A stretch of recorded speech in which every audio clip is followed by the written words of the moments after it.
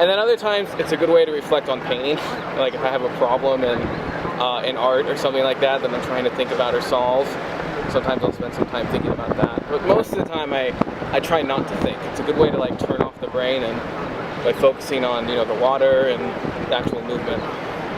And even when I was at my worst and really symptomatic and fainting and couldn't walk and falling down all the time, I'd like crawl down to the pool and get in the water, and I'd start to feel better. When I get in, my headaches would start to go away. I'd start to feel a little better. So it was this big kind of relief, and I could move around a little bit in the water, and it was a good way to kind of get some conditioning in. And more than that, it was like this little sanctuary where I wasn't really feeling as bad. When I was 9 is when I got really symptomatic. I was actually what triggered it is that I was playing soccer and I got kicked in the stomach when I was going up and jumping for the ball, and I went for the headbutt and the other guy went to kick it, and he kicked me like underneath the ribs basically from the angle, and that's what like triggered pretty much everything. And I got a really severe cough which kept going like all day and all night, like 10 times in a minute, and kind of like that kind of a rate even when I'd sleep. And so the doctors thought it was asthma, but then I started developing other symptoms: dizziness, headaches, trouble breathing, stomach issues, nerve pain, things that weren't just like respiratory, so you knew that there was something more going on. So dysautonomia is a dysfunction of the autonomic nervous system, so everything automatic in your body: blood pressure, heart rate, breathing, circulation. Everything you don't think about, your body just takes care of. 7, and then I'd be fine. And then like 6 weeks would go by, and it would happen again, and it was almost like clockwork. My mom originally, on her 45th birthday, I was 13 at this time, and she decided to go ahead and create an art room for herself. That's how I started painting. It was really as an emotional kind of outlet for everything that was going on. It was a way to distance myself from that, but at the same time, examine it and express it.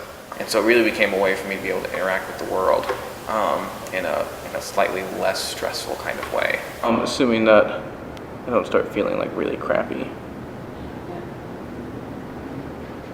Today's kind of a crappy day, but eventually I started thinking oh, what if I want to do this more than just as an emotional release, I started to grow up, and eventually I went to my mom and was like, I think I might want to be an artist. And she was like, fine, Lane. And she handed me all this information that she had already printed out on colleges with art programs and stuff. She's like, here, go ahead, have at it. I was like, oh, okay, didn't realize that it was so obvious.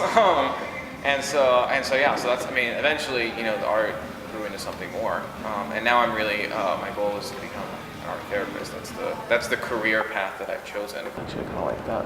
You're thinking about composition when you use stuff like this, and you're thinking about color, and you use texture, space, dimension, all the art things, and there's a little bit of thought involved in it. Like I just did all of these, so I know, I kind of know a little bit what it's like, but this is more of just kind of like let's have some fun. You gotta take one day at a time. You gotta keep focused on the present and try to find the silver lining in everything, rather than getting completely overwhelmed and anxious. And remember to breathe. I would say when you really get to that level of anxiety, just remember to take a couple deep breaths and take a second to realize that you can get through this. More than anything, it's a moment in time. It's not your entire life. It's just right now.